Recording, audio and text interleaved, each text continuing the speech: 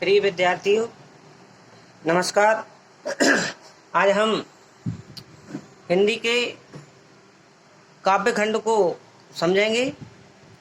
इसमें हम सबसे पहले कक्षा 9 से कक्षा 12 तक की जो हिंदी कविता का विकास होता है उसके विषय में समझेंगे, जिसके अंतर्गत हम कविता की परिभाषा, कविता के स्वरूप, कविता के आंतरिक पक्ष, कविता के विषय, काव्य, काव्य के भेद, काव्य की परिभाषाएं, काव्य के भेद, मुक्तक काव्य, फिर पाठ्य फिर मुक्तक काव्य के भेद, पाठ्य मुक्तक, गेय मुक्तक, प्रबंध काव्य, प्रबंध काव्य के अंतर्गत महाकाव्य, खंड काव्य की परिभाषाएं और फिर इनमें अंतर। ये सभी चीज़ जो हैं जो कक्षा 9 से लेकर कक्षा 12 तक के लिए उपयोगी हैं।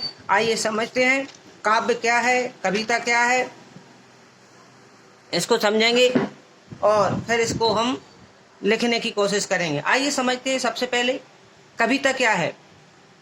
जो हम पढ़ते हैं, जो लिखी जाती है, वो कविता क्या है।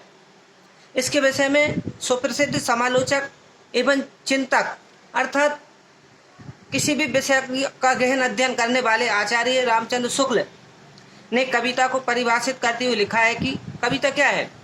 कविता वह साधन है जिसके द्वारा सृष्टि के साथ माने प्रकृति के साथ साथ मनुष्य के रागात्मक संबंध की रक्षा। रागात्मक संबंध से तात्पर्य होता है व्यक्ति के अंदर के मनोभावों को व्यक्त करना एवं उन मनोभावों की रक्षा करना ही कविता होता है। अर्थात समझे आप, जो मनुष्य अपने हृदय में किसी भी बात को कहना चाहता है या प्रकट करना चाहता है, अब वो चाहे गुनगुना कर करे या खुश होकर करे या दुखी भाव से व्यक्त करे, जो भावना व्यक्त होती है वही कविता कहलाती है। अर्थात कहने का तात्पर्य उन्होंने लिखा है कि कविता वह साधन है जिसके द्वारा सृष्टि के साथ मनुष्य के रागात्मक संबंध की रक्षा और निर्वाह हो सके।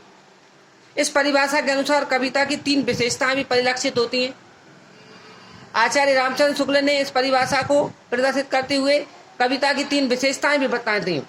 क्या विशेषताएं बताई हैं? नंबर 1, कविता मानव एकता की प्रतिष्ठा करने का एक साधन है और यही उसकी उपयोगिता है। क्या लिखा है? मानव एकता की प्रतिष्ठा, अर्थात जो व्यक्ति होता है उसकी प्रतिष्ठा करने का साधन, अर्थात उसको ऊंचाइयों तक पहुंचाने का एकमात्र साधन है, जिसको कहते हैं कविता। कविता में भावों एवं कल्पना की प्रधानता रहती है। अर्थात जो कविता है उसमें व्यक्ति जो अंदर से प्रकट करता है उन भावों को होना बहुत आवश्यक है। अर्थात किसी भी प्रकार की जो पंक्ति लिखी है उस पंक्ति से यह तात्पर्य होना चाहिए कि यह व्यक्ति क्या प्रकट करना चाहता है। तीसरा है, कविता में कवि की अनुभूति की अभिव्यक्ति रहती है। अर्थात जो भी कविता होती है उस कविता में व्यक्ति एक अनुभव करता है, अर्थात अपने हृदय में वह चीज बसाता है और फिर उसको अपने विचारों में डाल करके प्रकट करता है। ये कविता की विशेषताएं होती हैं। जैसे मान के चलिए, कोई भी व्यक्ति ने एक सुंदर लहराते हुए पेड़ को देखा तो देखते ही उसको वह जिज्ञासा पूर्वक उसमें अनुभव करने लगा कि ये पेड़ क्या होता है, ये लहराता क्यों है, फिर इसमें फूल क्यों आते हैं, फल क्यों आते हैं, इसके जो फूल खुशबूदार क्यों होते हैं और खुशबूदार होते हैं तो वो खुशबू कितनी सुगंधित होती है। तो इन सारे भावों को जब वो अंदर ग्रहण करता है और अंदर ग्रहण करने के बाद फिर उससे उसके जो नवीन विचार पल्लवित होते हैं, अर्थात वो नवीन विचार जो निकलते हैं वो विचार ही कविता कहलाते हैं। ये कविता की 3 विशेषता होती हैं। अब हम देखते हैं कविता का बाह्य स्वरूप। कविता का 2 स्वरूप होते हैं, बाह्य स्वरूप और आंतरिक स्वरूप, अर्थात बाह्य पक्ष और आंतरिक पक्ष। अब हम बाहरी आवरण को समझते हैं। आइए समझते हैं कविता का बाहरी आवरण क्या है। तो देखिए, कविता के बाहरी आवरण को जब हम व्यक्त करते हैं तो इसमें लिखा हुआ है कि कविता के 2 पक्ष होते हैं। कविता में 2 पक्ष हैं, अनुभूति और अभिव्यक्ति। अनुभूति का मतलब होता है अनुभव करना और अभिव्यक्ति का तात्पर्य होता है दूसरों को इसी चीज के विषय में समझाना या बताना। अनुभूति पक्ष का संबंध कविता के आंतरिक स्वरूप से है, जबकि अभिव्यक्ति का पक्ष संबंध बाह्य रूप से है। अर्थात अनुभूति मतलब किसी भी विषय को जानना और फिर जानने के बाद हम उसी विषय को किसी दूसरे को समझाना, ये अनुभूति और अनुभूति और अभिव्यक्ति कहलाता है।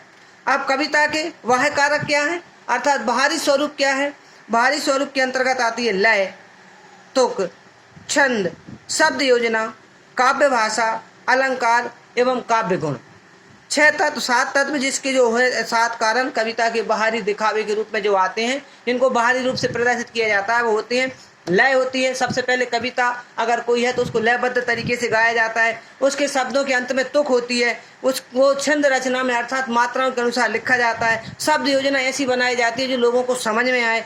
काव्य भाषा अर्थात उसकी भाषा कविता के स्वरूप के अंतर्गत होती है। उसमें कई अलंकारों का भी प्रयोग किया जाता है और उसमें ऐसे गुणों का प्रयोग किया जाता है जिससे लोग प्रभावित हों। ये कविता के बाहरी पक्ष कहलाते हैं। अब आते हैं कविता के आंतरिक पक्षों की बात करते हैं। तो कविता के आंतरिक पक्षों के अंतर्गत कविता का आंतरिक पक्ष काव्य की आत्मा होती है। रसात्मकता, अनुभूति की तीव्रता, भाव और विचारों का समावेश तथा कल्पना की सृजनता से उत्पन्न सौंदर्य बोध का संबंध कविता के आंतरिक पक्ष से है। ये आपको शायद इतनी जल्दी समझ में नहीं आएगा, फिर भी मैं बताता हूँ कि कविता का आंतरिक जो पक्ष होता है वो काव्य की आत्मा कहलाती है। अर्थात कविता के मनोभावों को अगर आपने समझ लिया तो वो आपकी आत्मा तक मतलब पहुँचते हैं, अर्थात आपके हृदय को छू जाते हैं। इसमें रस होना चाहिए, रस की अनुभूति होती है और तीव्र भाव हमारे हृदय में आते हैं।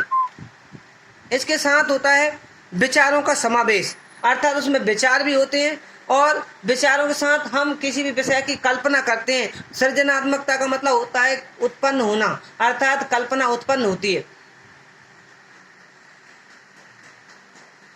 अब संबंध कविता के आंतरिक पक्ष से, अर्थात ये सारी विषय वस्तु जो होती है ये कविता के आंतरिक पक्ष में आती हैं। इसके अंतर्गत भाव सौंदर्य, विचार सौंदर्य और नाद सौंदर्य और अप्रस्तुत योजना का सौंदर्य शामिल किया गया है।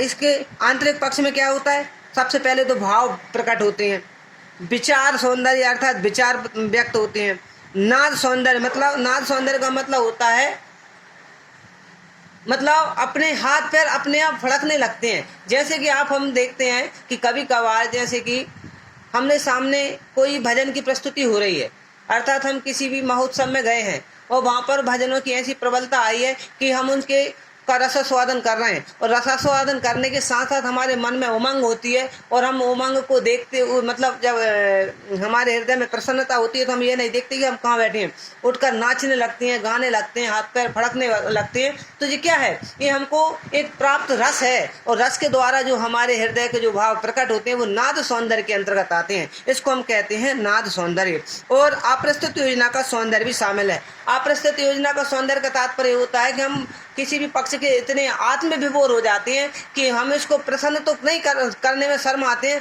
लेकिन हृदय में अति प्रसन्न होते हैं। इसको हम सौंदर्य मतलब अप्रस्तुत योजना का सौंदर्य कहते हैं, अर्थात जिसको हम प्रस्तुत करने में मतलब हिचकिचाते हैं, लेकिन हमको सौंदर्य मतलब सौंदर्य को प्रकट नहीं कर पाते। अब आते हैं कविता के विषय। कविता के विषय के अंतर्गत बहुआयामी विषय हैं। वस्तुतः व्यक्ति और समाज के जीवन का कोई भी पक्ष काव्य का विषय बन सकता है। आज का कवि जीवन के सामान्य तथा उपेक्षित पहलू पर भी रचनाएं कर रहा है, अर्थात आज जो कवि है वो आसपास की यथार्थ स्थिति को देखता है, उस पर कविता लिख लेता है। आदर्श विषय, भाव पक्ष तथा विचार एवं अनुकरणीय जीवन और उसका संदेश कविता को स्थायी महत्व प्रदान करता है, महत्वपूर्ण है और प्रभावकारी बनाने में अत्यंत समर्थ होते हैं। ये कौन कौन से हैं? कविता, किसी भी कविता को प्रभावी ढंग से प्रस्तुत करने के लिए इन पक्षों का होना बहुत आवश्यक है। मतलब इन तत्वों के द्वारा हम उसको महत्वपूर्ण बना सकते हैं। जैसे कि प्रेम सौंदर्य के अनुसार आप कविता लिखते हैं, या भक्ति को लेकर लिखते हैं, या वात्सल्य को लेकर लिखते हैं, या जीवन दर्शन को लेकर लिखते हैं, प्राकृतिक सौंदर्य को लेकर लिखते हैं, रहस्य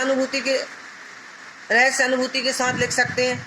देश प्रेम तथा सौंदर्य वीरता के आधार पर या हास्य व्यंग्य के आधार पर कविताओं की रचना होती है। ये कविता के स्थायी तथा प्रभावकारी बनाने में सर्वथा महत्वपूर्ण होते हैं। अर्थात इन विषयों के ऊपर लिखी गई, अर्थात इन भावनाओं के ऊपर लिखी गई कविता हमेशा चिरस्थायी होती है, जो लोगों को प्रेरणा का स्रोत बनती है। अगले वीडियो में मिलेंगे काव्य के साथ। नमस्कार।